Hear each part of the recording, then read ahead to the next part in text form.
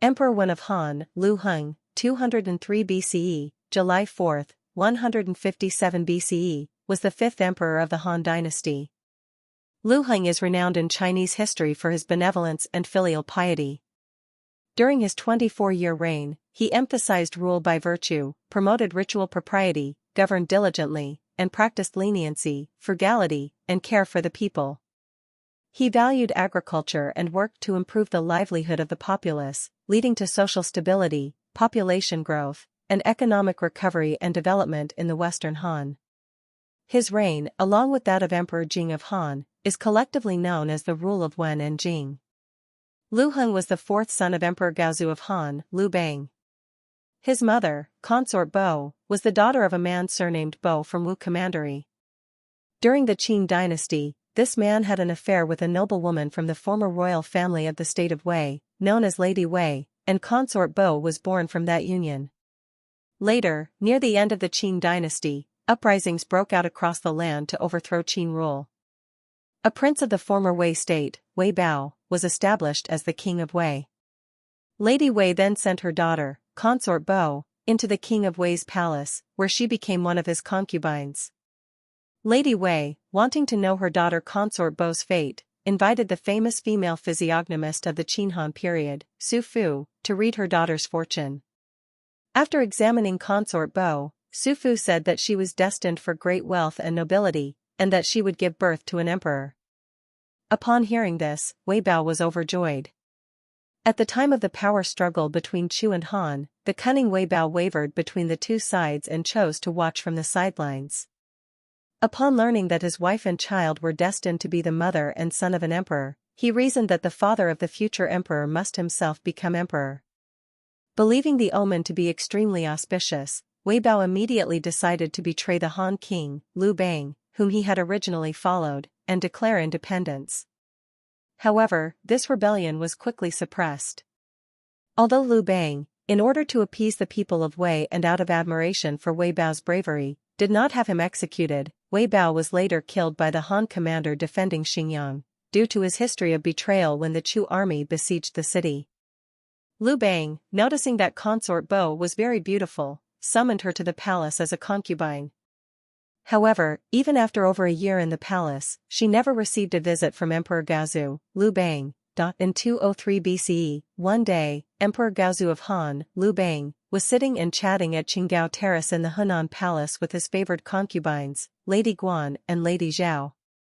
He learned that consort Bo had once been a concubine of King Wei, Wei Bao, just like Lady Guan and Lady Zhao, and that the three women had shared a close bond.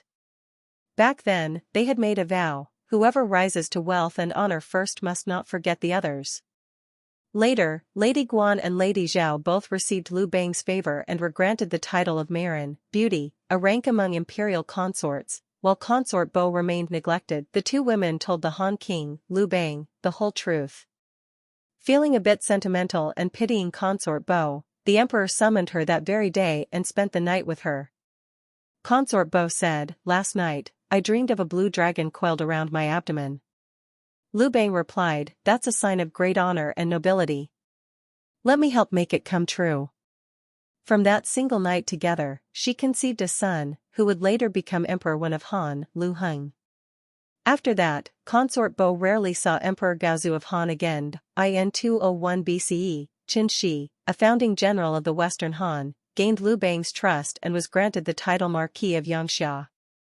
He was appointed as the regional governor of the Dai territory, commanding elite troops to guard the frontier against Xiongnu invasions. However, under the instigation of Marquis of Huayin, Han Xian, Qin Shi colluded with the Xiongnu and launched a rebellion, declaring himself king of Dai. In response, Lu Bang mobilized forces from across the empire and assembled several of the Han army's top generals to jointly suppress Qin Shi and his allies. In 195 BCE, after the rebellion of Qin Shi was suppressed, Lu Bang appointed his 8-year-old son, Lu Heng, as the Prince of Dai. From then on, Lu Heng and his mother settled peacefully in their fiefdom on the frontier, far from the capital Chang'an, and never took part in the political struggles of the Han court. Gong Gao Zhenju is a Chinese idiom meaning a subject's achievements are so great that they intimidate the ruler. It originates from the historical tension between monarchs and their meritorious officials and is often used to describe how those who rendered outstanding service were later feared and even executed by the ruler. In his early years, Liu Bang came from a farming family and had nothing. He was open-minded and generous, which attracted many righteous men who opposed the Qin dynasty's tyranny to follow him. But later, Liu Bang became the emperor of the Han dynasty, a completely different status, and his mindset naturally changed as well. It is human nature to pursue what one desires and to fear losing what one already has. Imperial power was something only Liu Bang possessed, and it was also what countless ambitious men longed to attain.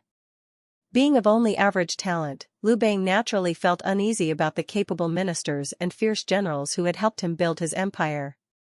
For the sake of securing the Liu family's rule and ensuring its lasting legacy, Liu Bang could not tolerate the existence of regional kings who were not of the Liu clan. He sought to prevent these powerful subjects from growing arrogant and threatening the Liu family's hold on the empire. However, for those meritorious officials who were only granted the rank of marquis, rather than king, he would still show some leniency. In June of 195 BCE, Emperor Gaozu of Han, Liu Bang, passed away at the age of 62. His 16-year-old son, Crown Prince Liu, ascended the throne and became Emperor Hui of Han. Liu Bang's wife, Empress Liu Ji, became Empress Dowager. Liu Ji was a ruthless and calculating woman. Several powerful generals who had helped Liu Bang establish the empire, non-Liu clan regional kings, were executed by her. Among them was Han Xian, the brilliant military commander who had played a decisive role in defeating Xiongnu and securing victory in the Chu-Han struggle. After Liu Bang's death, Empress Liu initially kept his death a secret, intending to continue eliminating the remaining meritorious generals and officials. Fortunately, generals like Guanning and Zhou Bo were stationed outside the capital with their troops at the time, beyond her immediate reach.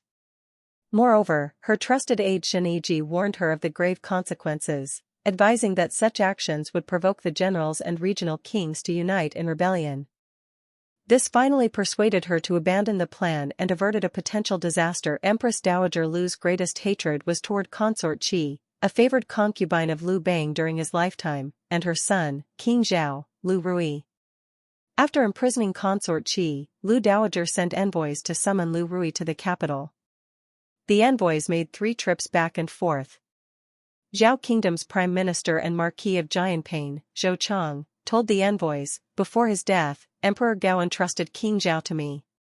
Since the king is still young, and I have heard that the Empress Dowager resents Consort Qi and intends to bring King Zhao back to kill him together, I dare not let him go. Besides, the king is ill and cannot obey the summons. When Empress Dowager Liu received this report, she was furious and immediately sent people to summon Zhou Chang. After Zhou Chang responded to the summons and arrived in Chang'an, Empress Dowager Liu then sent people to summon Liu Rui. Liu Rui had already set out and had not yet reached the capital. Emperor Hui of Han was kind-hearted, knowing that Empress Dowager Liu intended to harm Liu Rui. He personally went outside the city to welcome him, brought him into the palace, and dined and slept with him. Although Empress Dowager Liu wanted to kill Liu Rui, she could not find the opportunity to do so. In December of 194 BCE, Emperor Hui of Han went out hunting early in the morning, while Liu Rui, being too young, was unable to wake up early to accompany him. Empress Dowager Liu, learning that Liu Rui was alone in his chamber, sent someone with poisoned wine for him to drink. At dawn, when Emperor Hui returned to the palace, he found that Liu Rui had already died, causing him great sorrow.